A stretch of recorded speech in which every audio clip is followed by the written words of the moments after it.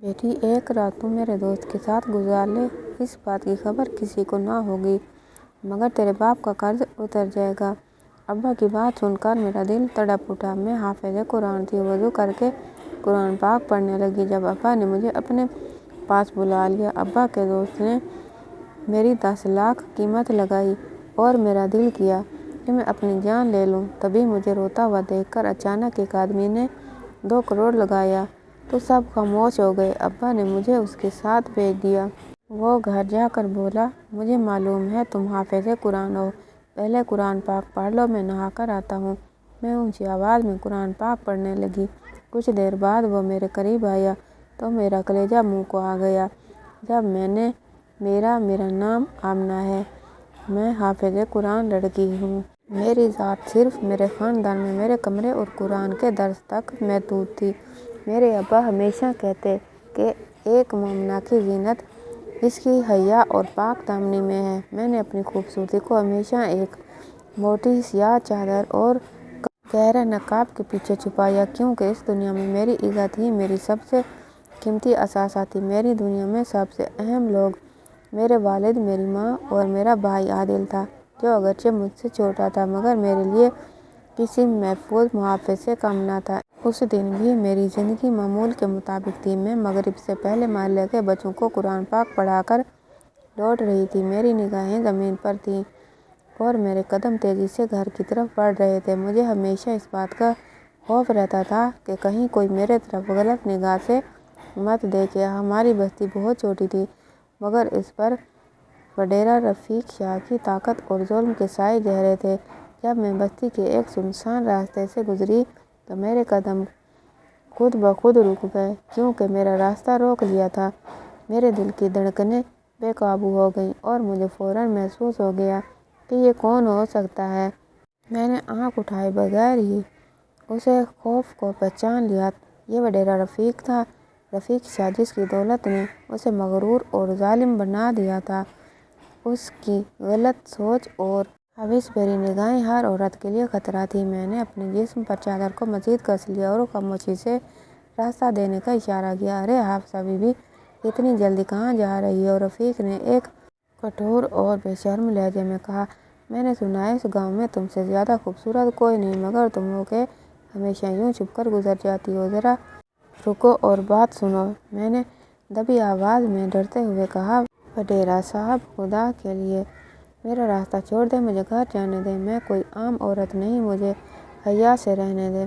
حیا؟ وہ ایک کراہیت آمیز ہنسی ہنسا۔ حیا تو غریبوں کے نصیب میں ہوتی ہے۔ جو طاقتور ہوتا ہے وہ اپنی مرضی چلاتا ہے، اور تو تم میرا شوق ہو، مجھے پسند ہو۔ جو چیز جتنے پردے میں ہو اسے اتنی ہی محنت سے حاصل کیا جائے۔ پھر اس نے اپنے ہاتھ سے میرے بازو کو پکڑنے کی کوشش کی اور میرے چہرے کے قریب سے نقاب ہٹانے کی جسارت کی۔ یہ عمل میرے لیے روح کو چیر دینے والا تھا۔ میرے آنسو آنکھوں سے نکلے اور میں نے پوری طاقت سے اپنی چادر کو اپنی گرفت میں رکھا تاکہ اس کی ناپاک نظر مجھ پر نہ پڑے۔ میرا پورا وجود اس ذلت سے کانپ رہا تھا۔ میرا ہاتھ چھوڑو، میں نے گڑ گڑا کر کہا، مگر میری آواز کانپ کر صرف ایک سسکی میں بدل گئی۔ اب تو اور مزہ آ رہا ہے، رفیق شاہ نے تکبر سے کہا۔ تمہارے یہ آنسو اور تمہاری یہ گھبراہٹ میری فتح ہے، تم میری ملکیت بن کر ہی رہو گی۔ اسی لمحے میرے لیے خدا کی مدد میرے بھائی کی شکل میں آئی۔ میرا بھائی عادل، جو مجھے دیر ہونے کی وجہ سے پریشان ہو کر ڈھونڈتا ہوا یہاں پہنچا تھا۔ جب عادل نے مجھے رفیق شاہ کے ناپاک چنگل میں دیکھا تو اس کی آنکھیں حیرت اور غصے سے سرخ ہو گئیں۔ وہ ایک غریب کا بیٹا تھا مگر اس کی غیرت بادشاہوں سے زیادہ تھی۔ تمہاری یہ ہمت! عادل چلایا۔ اس کی آواز میں وہ کڑک تھی جو اس نے کبھی نہیں دکھائی تھی۔ تمہاری جرأت کیسے ہوئی میری بہن کو چھونے کی؟ عادل نے بنا کچھ سوچے پوری طاقت اور قوت سے رفیق شاہ کو دھکا دیا۔ رفیق شاہ زمین پر گرتے گرتے بچا۔ عادل نے فوراً میرا ہاتھ چھڑایا اور رفیق شاہ کی طرف بڑھا۔ غصے میں پاگل ہو کر عادل نے اس کے قیمتی گریبان کو پکڑ لیا۔ ابھی بتاؤں گا کہ ایک غریب کی بہن کی عزت کیا ہوتی ہے، عادل نے اسے زور سے جھنجھوڑتے ہوئے کہا۔ رفیق شاہ کے لیے یہ طاقت کا کھلا چیلنج تھا۔ گاؤں کے وڈیرے کا گریبان ایک عام نوجوان نے پکڑ لیا تھا۔ رفیق نے خود کو چھڑایا اور اپنے کپڑوں کو جھاڑا، مگر اس کے چہرے پر حوث کی جگہ اب شدید انتقام کی آگ تھی۔ تمہاری یہ جرأت आदिल, रफ़ीक ने इंतहाई धीमे मगर खौफनाक लहजे में कहा, तुमने मेरे गिरापन पर हाथ डालकर अपनी बहन की कीमत करोड़ों में कर दी है। मैं तुम्हारी इस हरकत का ऐसा बदला लूँगा कि तुम और तुम्हारा ख़ानदान सारी ज़िंदगी याद रखेगा। तुम्हारी बहन, ये हाफ़िज़ कुरान लड़की मेरे लिए अब सिर्फ मामला है और मैं इसे सरेआम नीलाम करके तुम्हारी सारी गैरत को खाक में मिला दूँगा। आदिल ने मुझे फ़ौरन अपने पीछे किया और रफ़ीक को खबरदार किया। हम वहाँ से भाग खड़े हुए, मगर मेरे दिल में एक हकीकत घर कर चुकी थी। रफ़ीक शाह ने यह धमकी एक खुफिया मंसूबा के तहत दी थी।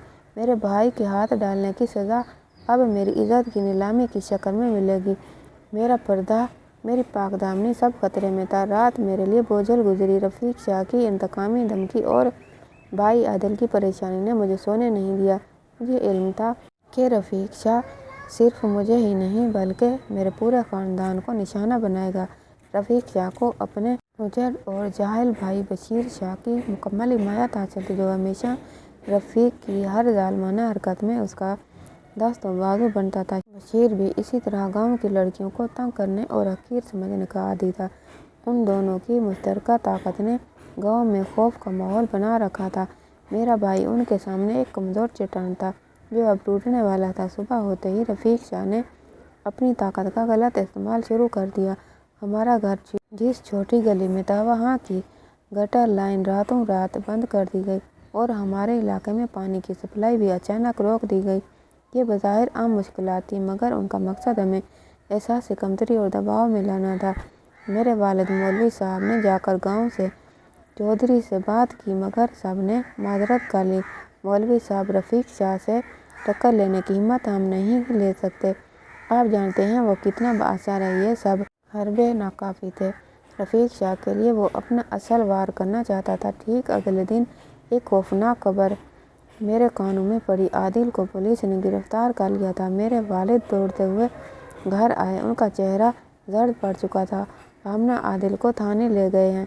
रफ़ीक शाह ने उस पर झूठा इल्ज़ाम लगवाया है कि आदिल ने उसे जान से मारने की धमकी दी और उसकी ज़मीनों पर ज़बरदस्ती कब्ज़ा करने की कोशिश की। मैं और मेरी वालदा दोनों सख्ते में आ गए। ये सरासर झूठ था। आदिल तो सिर्फ मेरी इज़्ज़त का दिफा कर रहा था। मेरे वालिद ने फ़ौरन अपने चंद जानने वाले वकीलों से बात की, लेकिन हर तरफ से ठंडा जवाब मिला। कोई भी वडेरा रफ़ीक शाह के खिलाफ अदालत में खड़ा होने को तैयार न था। वो बाअसर था, उसके पास पैसा था और उसके झूठे गवाह हर वक्त तैयार रहते थे। आदिल को पहली रात थाने में ही गुजरी। मेरे वालिद की बेबसी इतनी थी। वो आदिल की रिहाई के लिए हर दरवाज़ा खटखटा रहे थे, लेकिन हर जगह से नाकामी और मायूसी मिली। रफ़ीक शाह ने पुलिस और अदलिया दोनों जगह पर अपना असर और रसूख इस्तेमाल किया था। हमें मालूम था कि अगर आदिल ज़्यादा देर थाने में रहा तो उसकी ज़िंदगी खतरे में पड़ जाएगी या उस पर तशद्दुद किया जाएगा। 2 दिन के बाद एक शाम रफ़ीक शाह का एक पुराना नौकर हमारे घर आया। वो मेरे वालिद को एक पैगाम देना चाहता था। नौकर ने डरते डरते कहा, मौलवी साहब, रफ़ीक शाह ने पैगाम भेजा। वो कहते हैं कि वो इस मामले को सुलह से ख़त्म करना चाहते हैं। मेरे वालिद की आंखों में उम्मीद की एक किरण जागी। सुलह? क्या मतलब है उसका? वो आदिल को छोड़ देगा? वो कहते हैं कि कल रात हवेली के खुफिया दीवान खाने में गांव के चंद बड़े लोग और वो खुद बैठेंगे। ये सुलह की महफिल होगी। अगर आप उसमें शामिल हो जाएं तो वो आदिल पर से केस वापस ले लेंगे। नौकर ने झुककर ये बात कही। ठीक है, मैं जाऊंगा, वालिद ने फ़ौरन कहा, लेकिन नौकर का चेहरा अभी भी परेशान था। वडेरा साहब की एक शर्त भी है। कैसी शर्त? वालिद ने बेचैनी से पूछा। वो कहते हैं कि इस सुलह को मजबूत करने के लिए आपको अपनी बेटी आमना बीबी को भी इस महफिल में लाना होगा, ताकि तमाम गांव वालों को पता चले कि आपने उनके गुस्से और दावे को कबूल कर लिया है। ये रस्मी शर्त है। यह सुनकर मेरे वालिद के चेहरे का रंग उड़ गया। ये कैसी सुलह थी जिसमें एक बापर्दा लड़की को बाअसर मर्दों की महफिल में ले जाने का मुतालबा किया जा रहा था? ये बेगैरती का मुतालबा था। मेरे वालिद ने सख्ती से इनकार कर दिया।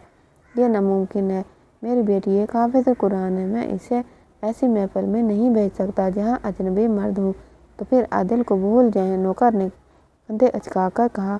वडेरा साहब का कहना है कि वो आदिल को झूठे केस में इतना लंबा खींचेंगे कि वो जेल में ही सड़ जाएगा। नौकर चला गया और मेरे घर में एक तूफान बर्पा हो गया। मेरे वालिद और वालदा आपस में बात कर रहे थे। दोनों की आंखों में बेबसी थी। मैं भी ये बात सुन रही थी। मुझे अंदाज़ा हो चुका था कि ये सुलह की महफिल नहीं बल्कि एक घिनौनी साजिश है। ये रफ़ीक शाह की इंतकाम लेने की दूसरी चाल थी और वो मुझसे मेरी इज़्ज़त का बदला लेना चाहता था। मुझे वहाँ बुलाकर वो यकीनन मेरी तज़लील करेगा या कोई और ज़ालिमाना मुतालबा करेगा। मेरा दिल डूब रहा था, मगर मेरा भाई आदिल, जिसने मेरी खातिर अपनी जान खतरे में डाली थी, इसकी तस्वीर मेरी आंखों के सामने थी। इस रात मेरे वालिद ने कई बार करवटें बदली, बिल आखिर वो मेरे कमरे में आए। उनकी आंखों में आंसू थे। आमना बेटी, उनकी आवाज़ रंधी हुई थी। मैं तुम्हें इन जालिमों के सामने नहीं ले जाना चाहता, मगर आदिल हमारा बेटा, इसकी ज़िंदगी खतरे में। अगर हमने उनकी बात न मानी तो आदिल पर मज़ीद तशद्दुद होगा। वो हमेशा के लिए जेल में रह जाएगा। मैंने अपने वालिद की तरफ देखा। उनका चेहरा मोहब्बत और आजिज़ी से भरा हुआ था। उनकी बेबसी को महसूस कर सकती थी। मैं आहिस्तगी से कहा, वालिद साहब, मैं जानती हूँ ये एक चाल है। रफ़ीक शाह सिर्फ मुझे जलील करना चाहता है। मैंने अपना नकाब दुरुस्त किया और दिल में मजबूती पैदा करते हुए कहा, अगर मेरी इज़्ज़त पर कुर्बानी देने से आदिल की जान बचती है तो मैं तैयार हूँ। आप फिक्र ना करें, मेरा ईमान मेरे साथ है। मैं इस महफिल में जाऊँगी, लेकिन सिर्फ आदिल की रिहाई की शर्त पर। मेरे वालिद ने भारी दिल से मेरी बात मान ली। हम बेबस थे। हमारा रास्ता कानून या इंसाफ ने नहीं बल्कि एक जालिम वडेरे की मर्जी ने तय कर दिया था। अगले दिन मैं एक बापर्दा हाफिज़ कुरान लड़की एक खुफिया महफिल में जाने के लिए तैयार थी, जहाँ मेरी इज़्ज़त की नीलामी का मैदान सजेगा। मेरे वालिद का हाथ मेरे बाजू पर था, लेकिन वो काँप रहा था। उनकी आंखों में ज़िल्लत और बेबसी का गहरा समंदर था और मेरे दिल में खौफ का एक आहनी पिंजरा बन चुका था। हम उस रात वडेरा रफ़ीक शाह की हवेली के उस खुफिया दीवान खाने की तरफ जा रहे थे जहाँ यह सुलह का ढोंग रचाया गया था। मुझे मालूम था कि मैं सिर्फ एक माल की हैसियत से वहाँ जा रही हूँ, जिसकी कीमत मेरे भाई की आज़ादी से लगाई जाएगी। जैसे ही हमने भारी लकड़ी का दरवाज़ा खोला, मेरे दिल की धड़कनें बंद होने लगीं।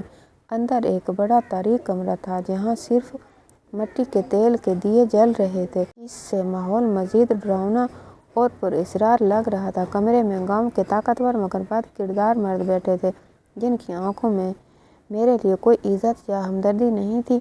वो सब खामोशी और बेसब्री से हमारा इंतज़ार कर रहे थे। रफ़ीक शाह अपने भाई बशीर शाह के साथ एक ऊंची मसनद पर बैठा हुआ था। उसके चेहरे पर कामयाबी और मक्कारी की हंसी थी। जैसे ही हम अंदर दाखिल हुए, उन सब की हवस भरी निगाहें मेरे नकाब और चादर को चीरने लगीं। ये निगाहें मेरे हया को मजरूह कर रही थी और मुझे महसूस हुआ जैसे ही मैं आग के दरमियान चल रही हूँ। मैंने अपनी चादर को मज़ीद मजबूती से पकड़ लिया। मेरे वालिद आगे बढ़े। उनकी आवाज़ में लर्जिश थी। वडेरा साहब, हम आपकी शर्त पूरी करने आए हैं। ये सुलह की महफिल है। हमारा बेटा आदिल कहाँ है? उसे आज़ाद कर दीजिए। रफ़ीक शाह ने एक शैतानी कहका लगाया। मौलवी साहब, इतनी जल्दी क्या है? पहले हमारा इंतकाम मुकम्मल हो जाए। आपके बेटे ने हमारी इज़्ज़त पर हाथ डाला था और अब आपको इसका बदला देना पड़ेगा। वो अपनी मसनद से उठा और मेरी तरफ इशारा किया। आपने कहा था कि अगर मैं आऊँगी तो आदिल आज़ाद हो जाएगा। मैंने पहली बार आवाज़ निकाली, जो नकाब के पीछे भी डरी हुई थी। रफ़ीक शाह ने हकारत से जवाब दिया, आदिल आज़ाद हो जाएगा, लेकिन पहले माफ़ी की कीमत अदा करनी पड़ेगी। मैंने तुम लोगों को यहाँ सुलह के लिए नहीं बल्कि तुम्हारे गुरूर को तोड़ने के लिए बुलाया है। ये लड़की अब मेरी मलकियत होगी। यही हमारे ख़ानदान के बदले की कीमत है। ये इज्तिमाई जुल्म मेरे लिए नाकाबिल बर्दाश्त था। मेरी रूह कांप उठी। ये एक नई चाल थी, सुलह का झूठ और मलकियत का दावा। ये जुल्म है। मेरे वालिद चीख पड़े, ये कैसी रस्म है? हम अपनी बेटी नहीं दे सकते। ये इंसाफ नहीं। इंसाफ? रफ़ीक ने अपने बेटे भाई बशीर शाह की तरफ देखकर मुस्कुराया। ये हमारी रिवायत है और इस रिवायत का सबसे अहम हिस्सा। फिर एक ऐसा ही खौफनाक लम्हा आया जिसने मेरी पूरी ज़िंदगी बदल दी। रफ़ीक शाह तेज़ी से मेरे करीब आया और एक झटके में मेरी सियाह चादर और नकाब खींच कर उतार दिया। मुझे लगा जैसे मेरे जिस्म से मेरी रूह निकल गई हो। मेरी खूबसूरती जो मैंने पर्दे में छुपा रखी थी अब उन अजनबी हवस भरी निगाहों के सामने थी। मुझे लगा जैसे मेरे वजूद के टुकड़े टुकड़े हो गए हों। रफ़ीक शाह ने मेरे नकाब को ज़मीन पर फेंक दिया और ज़ोर से ऐलान किया, ये है वो हुस्न जिस पर एक फ़कीर के बेटे को गुरूर था, अब इसकी बोली लगाई जाएगी। कमरे में मौजूद तमाम मर्दों की निगाहें मेरी तरफ जम गईं। उनकी आंखों में बेहयाई और शैतानी चमक थी। मैं सर झुकाकर खड़ी हो गई। मुझे लगा जैसे मेरी दुनिया ख़त्म हो गई। मेरे वालिद चीख मारकर नीचे बैठ गए। उनकी आंखों में हैरत और दुख से फटी हुई थी। इससे पहले कि तुम उसे कोई ज़ाती चीज़ समझो, रफ़ीक शाह ने एक और साजिशी मोड़ लेते हुए कहा, हम ये तय करेंगे कि इस लड़की की माशी हैसियत क्या है। ये मेरा खूनी बदला भी है और एक कारोबारी सूद भी। जो इसकी सबसे ज़्यादा कीमत लगाएगा वही इसका मालिक बनेगा। ये ऐलान सुनकर मैं हिलकर रह गई। ये सिर्फ ज़िल्लत नहीं थी, ये तो सरेआम नीलामी थी। मेरी इज़्ज़त की कीमत लगाई जा रही थी। रफ़ीक की ये हरकत दरअसल मेरे भाई से लिया गया खून का बदला था। जहाँ मेरी इज़्ज़त की कीमत लगाई जा रही थी, एक बड़ी उम्र के शख्स ने, जो इलाके का एक अमीर तरीन ज़मींदार था, पहल की 10 लाख। ये 10 लाख मेरे कानों में जहन्नम की गूंज की तरह गूंजा। उसने मेरी कीमत एक बेजान चीज़ से भी कम लगाई थी। मैंने अपने खुदा से इल्तिजा की, मैंने बेख्तियार मरने की दुआ की। मेरे जहन में मेरे भाई आदिल की सूरत आई और मैंने सोचा कि क्या मेरी मौत मेरे ख़ानदान को इस जुल्म से बचा पाएगी। बशीर शाह ने जोश में आकर आवाज़ लगाई, कोई है जो ये बोली बढ़ाए। ये सिर्फ हुस्न नहीं, ये हाफ़िज़ कुरान का इल्म है, इसकी कदर कीमत लगाओ। बशीर इसकी बोली को मज़ीद सनसनीखेज़ बना रहा था ताकि रफ़ीक शाह की अना को तस्कीन मिले। बोली लगाने का ये सिलसिला जारी रहा और मेरे गिर्द मौजूद हर शख्स एक वहशी की तरह मुझ पर नज़रें जमाए था। उन सब के लिए मैं एक अशिया से ज़्यादा कुछ नहीं थी जिसे वो पैसा फेंक कर हासिल करना चाहते थे। मेरे वालिदैन भी बेबसी से रो रहे थे और मैं वहाँ एक बेजान भूत की तरह खड़ी थी। मेरा वजूद इंतकाम और रविश के सामने कमज़ोर पड़ चुका था। मैंने सिर्फ अपने ईमान की डोरी का थामा हुआ था और दिल ही दिल में अल्लाह की पनाह मांग रही थी कि वो मुझे इस अजाब से निजात दिलाए, वहाँ वो मेरी मौत ही क्यों ना हो। ये सब एक घिनौनी रस्म थी, एक समाजी जुल्म जिसमें ताकतवर लोग अपनी हवस और इंतकाम को रिवायात का नाम देकर पूरा करते थे। मेरा भाई इस जुल्म का शिकार था और इसमें इसकी कीमत बन चुकी थी। हर बढ़ती हुई गोली मेरे दिल पर एक तेज़ धार की तरह लग रही थी। इस लम्हे मैंने हाफिज होने पर फ़ख्र महसूस किया, क्योंकि मेरा रब ही अब मेरा वाहिद सहारा था। तभी जब बोली एक ख़ास हद को पहुंची और महफिल में हंगामा ज़ोरों पर था, बाहर से एक ज़ोरदार आवाज़ आई और दरवाज़े टूटने की आवाज़ के साथ एक गैर मुतवक्के तेज़ कदमों के साथ कोई अंदर दाखिल हुआ। मेरे कानों में उस अमीर ज़मींदार की आवाज़ गूंज रही थी जिसने मेरी कीमत 10 लाख लगाई थी। मैंने आंखें बंद कर ली थी। मुझे यकीन था कि अब मेरी किस्मत में सिर्फ ज़िल्लत और रुसवाई लिखी है। मेरे वालिद की सीसियाँ कमरे में सुनाई दे रही थी, मगर कोई उन्हें तसल्ली देने वाला नहीं था। मेरे गिर्द मौजूद हर शख्स हवस और बेरहमी की मोहर लिए बैठा था। बोली अभी भी जारी थी, छोटे मोटे इजाफे हो रहे थे और मेरी बेबसी का तमाशा अपने उरूज पर था। मैंने दुआ की, काश ज़मीन फट जाए और मैं उसमें समा जाऊँ। इसी लम्हे एक ज़ोरदार आवाज़ के साथ दीवान खाने का भारी दरवाज़ा टूटकर अंदर को गिरा। महफिल में अचानक सन्नाटा छा गया। मैंने सहम कर आंखें खोली तो दरवाजे की जगह एक लंबा, साफ सुथरा और मगरूर शख्स खड़ा था। उसके लिबास से, उसके अंदाज से इमारत टपक रही थी। उसकी आंखों में गुस्सा था, मगर उसका चेहरा अपने भाइयों की तरह उजड़ या हविसदा नहीं था। ये शाहज़ैन शाह था, जो रफ़ीक शाह का छोटा भाई था, मगर जिसकी तालीम और तरबियत बाहर की दुनिया में हुई थी और वो अपने भाइयों के ज़ालिमाना किरदार के बिल्कुल बरअक्स था। रफ़ीक शाह अपनी मसनद से गुस्से में उठकर खड़ा हुआ। शाहज़ैन, तुम्हारी हिम्मत कैसे हुई यूं दरवाज़ा तोड़कर अंदर आने की? तुम कौन होते हो हमारी महफिल ख़राब करने वाले? शाहज़ैन ने रफ़ीक शाह को हकारत भरी निगाहों से देखा, जैसे वो उसे कोई कीड़ा समझ रहा हो। उसने मेरे वजूद को एक लम्हे के लिए देखा और फिर इसकी निगाहें महफिल में मौजूद बाकी मर्दों पर पड़ी जो उससे घूर रहे थे। मुझे तुम्हारी इस गंदी महफिल में कोई दिलचस्पी नहीं, शाहज़ैन ने ठंडी और गूंजदार आवाज़ में कहा। मैं यहाँ तुम्हारे मामले को ख़त्म करने आया हूँ। پھر اس نے رفیق شاہ کو نظر انداز کرتے ہوئے بلند آواز میں محفل میں موجود تمام لوگوں کو مخاطب کیا، میں اس سودے کی آخری بولی لگاتا ہوں، میں اس لڑکی کی قیمت 10,50,000 نہیں لگاؤں گا۔ میرے دل کی دھڑکن ایک لمحے کے لیے رک گئی۔ یہ شخص کیا کہہ رہا تھا؟ کیا یہ بھی اسی طرح مجھ پر ملکیت جمانا چاہتا تھا؟ 2 کروڑ شاہ زین نے اعلان کیا، اور یہ آواز دیوان خانے کی ہر دیوار سے ٹکرا کر واپس آئی، میں 2 کروڑ دیتا ہوں اور یہ لڑکی اب میری ملکیت ہے۔ پوری محفل پر گہرا سناٹا چھا گیا۔ 2 کروڑ یہ وہ قیمت تھی جو اس علاقے میں کسی زمین یا بڑی جائیداد کی بھی نہیں لگتی تھی۔ رفیق شاہ کی آنکھوں میں حیرت اور لالچ کا تصادم ہو رہا تھا۔ اس کا سارا انتقامی منصوبہ ایک ہی جھٹکے میں ٹوٹ گیا تھا۔ اگرچہ وہ غصے میں تھا، مگر وہ 2 کروڑ کی بڑی رقم اسے خوش کرنے کے لیے کافی تھی۔ یہ کیا مذاق ہے شاہ زین؟ رفیق شاہ نے لڑکھڑاتی آواز میں کہا۔ کوئی مذاق نہیں، شاہ زین نے سختی سے کہا۔ اس نے اپنے ساتھ آئے ہوئے محافظوں کو اشارہ کیا۔ اس نے فوراً نقدی سے بھرے ہوئے بڑے بریف کیس لا کر زمین پر پھینک دیے۔ یہ لو تمہارا بدلہ اور تمہارا پیسہ۔ اب اس لڑکی پر تمہاری کوئی ملکیت نہیں، اسے جانے دو۔ رفیق شاہ نے پیسوں کی طرف دیکھا۔ اس کا لالچ اس کی انا پر غالب آ گیا۔ اس نے کچھ دیر پس و پیش کیا، مگر اتنی بڑی رقم کو ٹھکرانا اس کے لیے ناممکن تھا۔ اس نے ہار مان لی۔ ٹھیک ہے، یہ سودا تمہارا ہوا شاہ زین، مگر یاد رکھنا تم نے ایک دشمنی خریدی ہے۔ شاہ زین نے رفیق شاہ کی دھمکی کو نظر انداز کرتے ہوئے میری طرف قدم بڑھایا۔ میں اب بھی بے حس و حرکت کھڑی تھی۔ وہ میرے قریب آیا۔ اس کا لمبا قد، اس کی باوقار موجودگی مجھے حیرت زدہ کر رہی تھی۔ اس نے بغیر کسی چھونے یا زبردستی کرنے کے صرف ایک اشارہ کیا اور کہا، آمنہ چلو۔ میں اس اشارے پر بے اختیار چل پڑی۔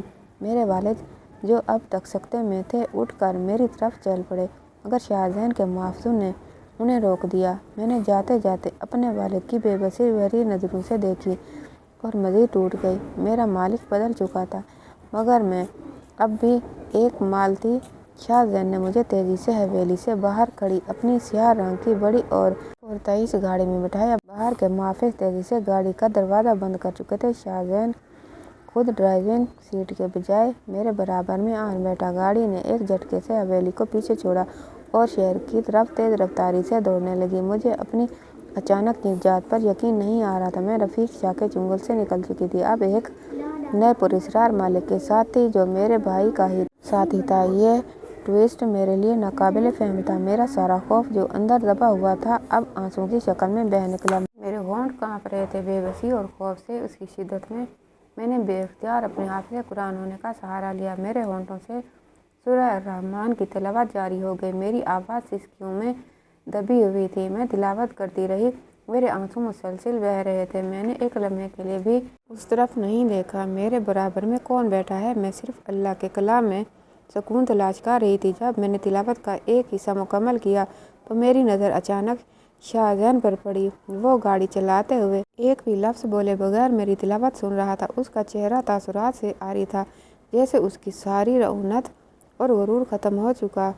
وہ میرے خوف اور میری قرآنی آواز کو سن کر بالکل پتھر کا مجسمہ بنا ہوا تھا۔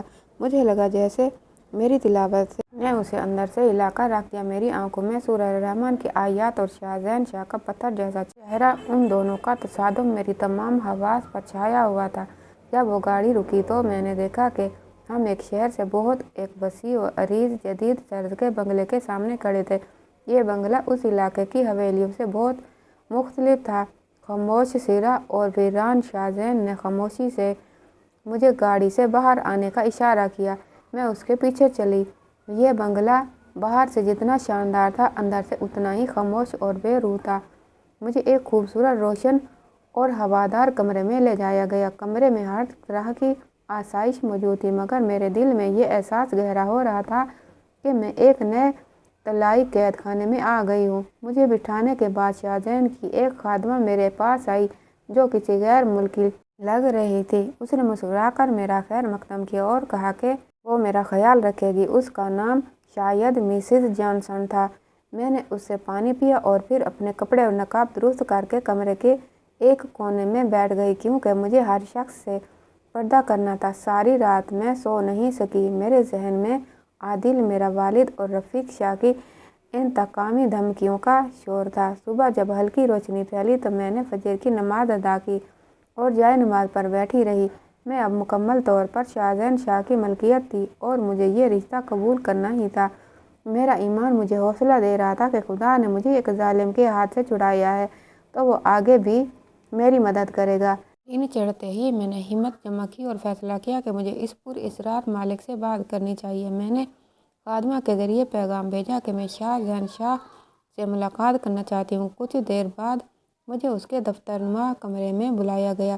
میں مکمل پردے میں اس کے سامنے کھڑی تھی جبکہ وہ ایک بڑی میز کے پیچھے بیٹھا کوئی فائل دیکھ رہا تھا۔ اس نے فائل سے نظریں اٹھائے بغیر مجھے بیٹھنے کا اشارہ کیا۔ آپ نے مجھے یہاں کیوں بلایا ہے آمنہ؟ اس نے پوچھا۔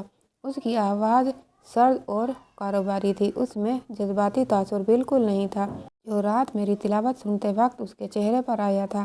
میری آواز میں ابھی بھی لرزش تھی۔ میں آپ کا شکریہ ادا کرنا چاہتی ہوں کہ آپ نے مجھے اس وحشت سے نکالا، لیکن میری ایک بات سمجھ نہیں آئی۔ آپ رفیق شاہ کے بھائی ہیں، آپ نے یہ 2 کروڑ کی بولی کیوں لگائی؟ آپ بھی؟ میں ابھی اپنا جملہ پورا نہیں کر سکی تھی کہ شاہزین نے میری بات سمجھ لی تھی۔ اس نے فائل بند کی اور اپنی کرسی کی پشت سے ٹیک لگا کر مجھے دیکھا۔ اس کی نگاہیں تجسس اور بے حسی کا مرکب تھیں۔ میں تمہاری طرح جانتا ہوں کہ میرے بھائی کس قدر ظالم اور بدعنوان ہیں۔ ان کی پوری جائیداد لڑکیوں کو تنگ کرنے اور غریبوں پر ظلم کرنے سے بنی ہے۔ میں اس خاندان کی اندھی وراثت کو قبول کرنے کے لیے امریکہ سے واپس نہیں آیا۔ تو پھر؟ میں آہستہ سے کہا۔ آپ کا مقصد کیا ہے؟ میرا مقصد تمہیں تحفظ دینا ہے اور دوسرا اپنے بھائیوں کے ظلم کا تماشا کرنا ہے۔ اس نے سیدھے اور حکیمانہ انداز میں جواب دیا۔ تمہیں میرے بھائیوں سے تحفظ چاہیے تھا، اب تم یہاں محفوظ ہو۔ میں نے تمہیں اس لیے خریدا ہے تاکہ رفیق شاہ تم پر کسی قسم کا انتقامی حملہ نہ کر سکے اور نہ ہی تمہیں ذلیل کر سکے۔ اس کا جواب میرے دل کو تھوڑا سکون تو دے دیتا کیونکہ وہ کم از کم نیک نیتی کا اظہار کر رہا تھا، مگر اس میں ہمدردی کا کوئی شائبہ نہیں تھا، جیسے میں کوئی قیمتی دستاویز ہوں جسے وہ صرف اپنے مقصد کے لیے محفوظ کر رہا ہو۔ میں تمہیں تمہارے کمرے میں تمام آسائشیں دوں گا، اس نے مزید کہا، لیکن یہ بھی یاد رکھنا تم یہاں میری مرضی سے ہو۔ تمہارا یہاں سے باہر نکلنا سخت منع ہے کیونکہ باہر رفیق اور بشیر شاہ تمہیں ڈھونڈ رہے ہیں۔ جب تک میں ان کا مقابلہ نہیں کر لیتا تم یہاں میری حفاظت میں رہو گے۔ اس کا لہجہ ایک سخت کمانڈر کا تھا جو اپنے ماتحت کو حکم دے رہا ہو۔ میں نے خاموشی سے سر ہلایا اور اس کی بات مان لی۔ مجھے سمجھ نہیں آ رہا تھا کہ یہ شخص ظالم ہے یا دراصل میرا نجات دہندہ۔ اس کا مقصد صرف انتقام تھا یا واقعی انصاف چاہتا تھا۔ باقی دن ایسے ہی گزر گئے۔ شاہزین اپنے کاموں میں مصروف رہتا۔ وہ دن میں کئی بار کمپیوٹر اور فون پر طویل میٹنگز کرتا۔ وہ ایک مصروف کاروباری شخص لگ رہا تھا جسے میرے وجود سے کوئی خاص فرق نہیں پڑتا تھا۔ میں اپنے بڑے کمرے میں قرآن، جائے نماز اور خاموشی تک محدود ہو گئی تھی۔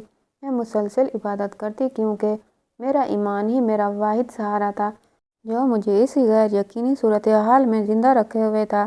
میں صرف اپنے بھائی کی آزادی اور اس ظلم کے خاتمے کی دعا کرتی رہی تھی اور یہ بھی دعا کر رہی تھی کہ اللہ مجھے اس نئے مالک کی نیت سے شر سے بچا۔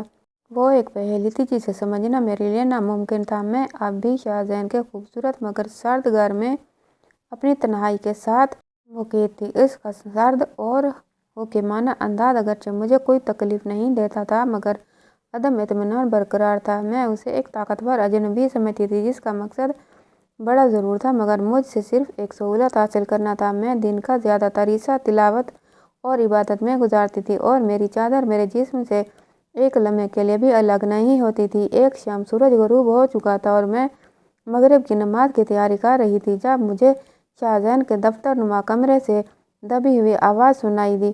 اس کمرے کا دروازہ تھوڑا کھلا ہوا تھا اور مجھے پہلی بار یہ تجسس ہوا کہ وہ اتنی دیر تک کن کاموں میں مصروف رہتا ہے۔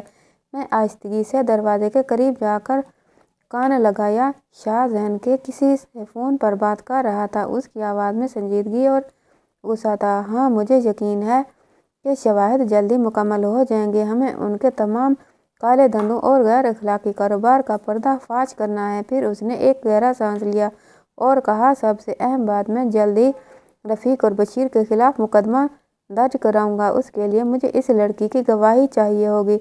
मेरी सबसे बड़ी ताकत यही है। ये सुनकर मेरा दिल एक लम्हे के लिए रुक गया। उस लड़की से उसका इशारा मेरी तरफ था। क्या मेरी जिल्लत का मकसद एक मुकदमे की बुनियाद बनना था? उसने मजीद कहा, मैंने उसे 2 करोड़ में ख़रीदा ताकि वो उन तमाम इंतकाम का निशाना न बने। वो उस वक्त मेरी हिफाजत में है और यही मेरा सबसे बड़ा प्लस पॉइंट है। मैं उन जालिमों को कानून के कटहरे में लाने के लिए कुछ भी कर सकता हूँ और अपने आप को खुदा समझते हैं, मगर अब उनका वक्त ख़त्म हो चुका है। फ़ोन बंद हो गया। मैं तेज़ी से कदम पीछे हटा लिया और अपने कमरे में आ गई। यह सुनकर मेरे दिल को पहली बार मुकम्मल इत्मीनान नसीब हुआ। उसका मकसद हविस या जुल्म नहीं बल्कि इंसाफ और इस्लाह था। वो मेरे लिए कोई मालिक नहीं बल्कि मेरे मामले में खुदा का भेजा हुआ एक सबब था। मुझे ये मालूम हो चुका था कि शाहजहान अपने भाइयों के गैर अखलाकी कारोबार, ज़मीनों पर कब्जे और औरतों को तंग करने की हरकतों से सख्त नफरत करता था। एक इंसाफ पसंद शख्स था जो अपने ख़ानदान के जुल्म के निज़ाम को ख़त्म करने के लिए जलावतनी से वापस आया था।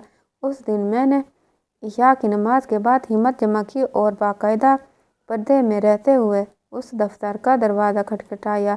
मैं अंदर आ सकती हूँ आमना? हाँ, आ जाओ, उसने हैरत से कहा। मैं अंदर आ गई और उसके सामने कुछ फासले पर खड़ी हो गई। मैंने पहली बार अपनी आवाज़ में खौफ की बजाय यकीन का रंग भरकर बात की। शाहजहान, मैंने आज आपकी बातें सुनी हैं। मैंने सुना है कि आप मुझसे गवाही लेना चाहते हैं और आपका मकसद सिर्फ इंसाफ है। उसके चेहरे पर एक लम्हे के लिए हैरानी आई और फिर वो संजीदा हो गया। हाँ, ये सच है। क्या तुम्हें मुझ पर शक था? मुझे शक था, मगर अब नहीं, मैंने ईमानदारी से कहा। मैं उस जुल्म को ख़त्म करने में आपकी पूरी मदद करूँगी। मेरा भाई आदिल बेकसूर है और आपके भाई मुजरिम हैं। उनकी असल हकीकत बयान करूँगी। शाहजहान ने गहरी सांस ली। आमना, तुम बहुत बहादुर हो, मगर ये रास्ता आसान नहीं। तुम्हारी गवाही ही केस की बुनियादी ईंट होगी। तुम्हें तमाम खतरात का सामना करना पड़ सकता है। मैंने जिल्लत की महफिल को अपनी आंखों से देखा है। मैंने मजबूती से जवाब दिया। उस जिल्लत को ख़त्म करने के लिए मैं हर खतरा मोल लेने को तैयार हूँ। अगर आपका मकसद जुल्म के इस निज़ाम को ख़त्म करना है जो आपके ख़ानदान ने बनाया है, तो मैं आपके साथ हूँ। उसकी इंसाफ पसंदी ने मुझे मुतासिर किया और मेरे दिल से उसके लिए खौफ ख़त्म होना शुरू हो गया था। मैंने पहली बार उसे सिर्फ एक अमीर शख्स नहीं बल्कि एक मुश्तरका मकसद का साथी समझा। अगले दिन शाहजहान ने मुझे अपने मंसूबे की कुछ तफसीलात बताईं। उसने बताया कि वो कैसे खुफिया शवाहिद जमा कर रहा है और कैसे उसने कई सालों से अपने भाइयों पर नज़र रखी हुई थी। वो अपने भाइयों को कानून के ज़रिए शिकस्त देना चाहता था ताकि उनका इक़्तिदार हमेशा के लिए ख़त्म हो जाए। मैं अब सिर्फ इसके लिए दुआ करती थी कि वो अपने मकसद में कामयाब हो। हर नमाज में मैंने शाहजहान के लिए नेक तमन्नाएं मांगी क्योंकि उसकी कामयाबी मेरी और मेरे ख़ानदान की इज़्ज़त की बहाली थी। इसकी मौजूदगी अब मुझे कैद खाना नहीं बल्कि महफूज पनाहगाह लग रही थी। मैं पर्दे में रहकर भी उसके साथ बड़े जहाद में शरीक हो चुकी थी। उसने मुझे कागजात और रिकॉर्ड दिखाए जिनमें रफ़ीक और बशीर शाह के जुल्म की तफसीलात थी और मैंने अपने भाई के केस से मुतल्लिक़ ज़रूरी मालूमात फराहम की। हम दोनों अब एक खामोश मगर मजबूत बुनियाद पर खड़े थे जिसका मकसद सिर्फ सच्चाई की फतह था।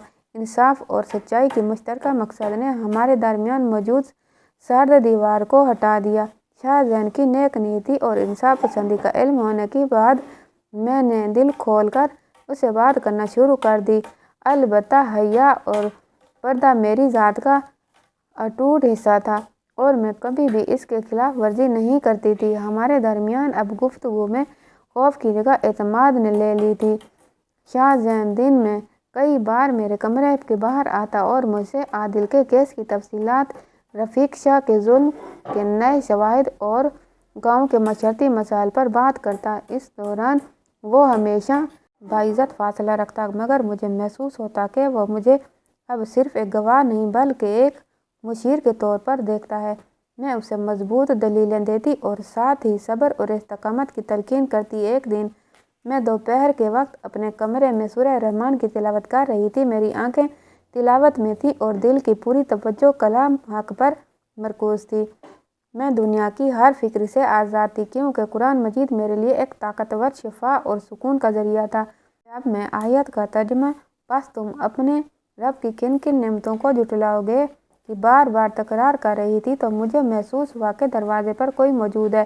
میں نے تلاوت جاری رکھی اور جب میں نے سورہ رحمان مکمل کر لی تو دیکھا کہ شاہ خاموشی سے دروازے پر کھڑا میری آواز سن رہا تھا۔ اس کے چہرے پر سکون کا عجیب امتزاج تھا۔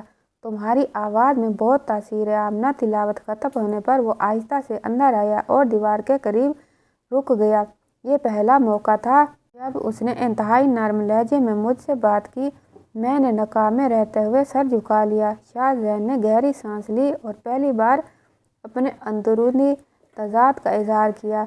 "تمہارا ایمان مضبوط ہے آمنہ۔ تم نے اتنے بڑے جرم کا سامنا کیا اور پھر بھی تمہارے دل میں خوف کی جگہ خدا کا کلام ہے۔ کاش میری زندگی میں بھی اتنا سکون ہوتا۔ میں نے ساری دنیا کی تعلیم حاصل کی مگر یہ اطمینان نہیں پایا۔ آپ جو کر رہے ہیں وہ بھی کسی جہاد سے کم نہیں"۔ میں نے حوصلہ دیتے ہوئے کہا، "طاقتور کے ظلم کے سامنے کھڑا ہونا، سچائی کی راہ پر چلنا، یہ بھی بہت بڑی استقامت کا کام ہے۔ آپ کو اللہ ضرور اجر دے گا"۔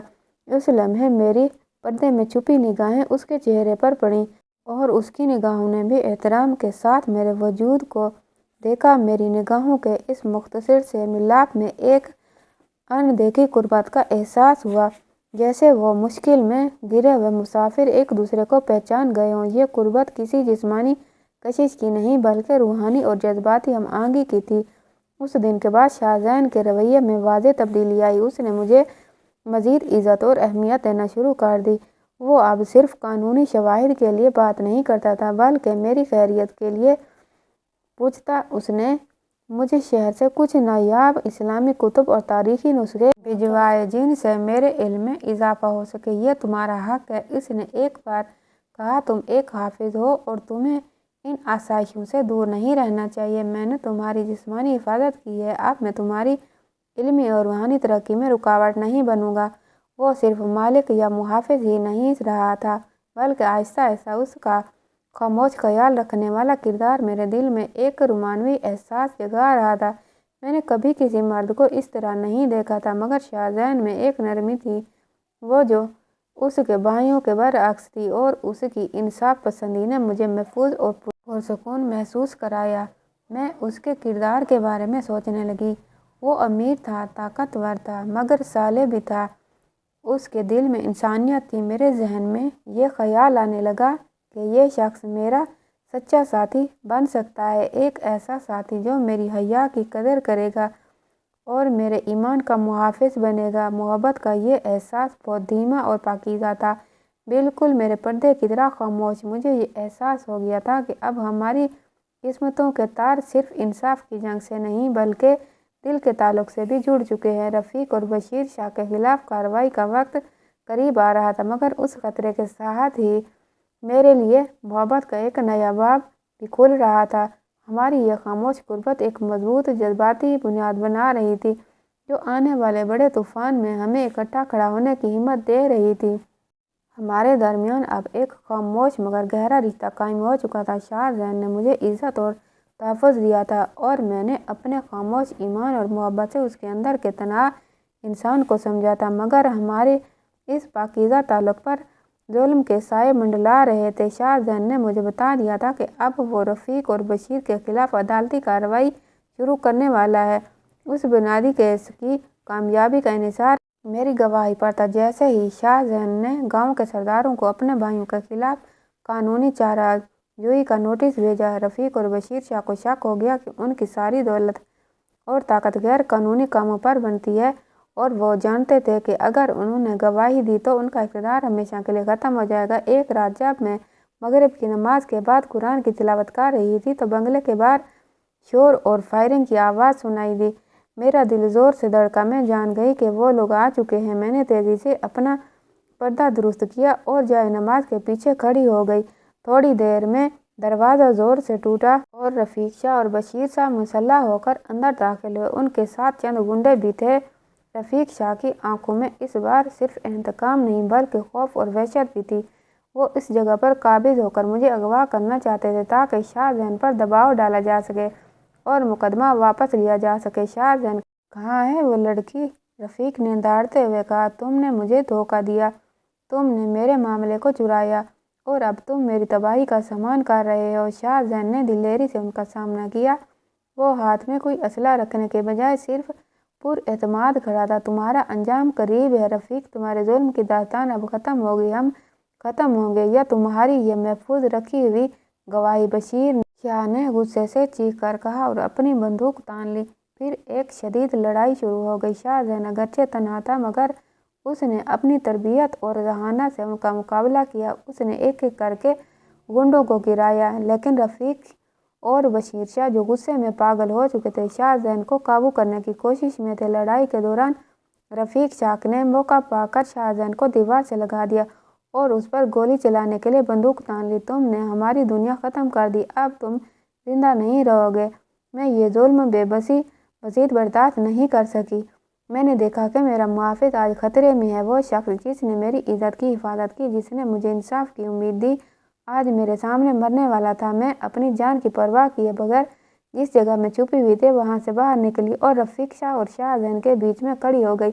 रुक जाओ, मैंने बुलंद वाज़ेह आवाज़ में कहा। मेरी आवाज़ में खौफ नहीं बल्कि गैर मुतज़लज़िल ईमान की ताकत थी। अब जुल्म नहीं होगा, तुम मज़ीद किसी पर जुल्म नहीं कर सकते। ये बंदूक नीचे करो। रफ़ीक शाह सख्ते में आ गया। उसे यकीन नहीं आया कि वो लड़की जिसकी वो बोली लगा रहा था उसके सामने खड़ी थी। मेरी इस गैर मुतवक्को हिम्मत ने शाहजहान को भी हैरान कर दिया। रफ़ीक शाह की तवज्जो हटते ही शाहजहान को एक अहम मौका मिल गया और उसने पूरी कुव्वत से रफ़ीक के हाथ पर वार किया और उससे बंदूक छीन ली। भागो बशीर, इसे पकड़ो, रफ़ीक ने चीखा, मगर अब बहुत देर हो चुकी थी। ऐन उसी लम्हे बाहर से पुलिस के सायरन की आवाज़ आने लगी।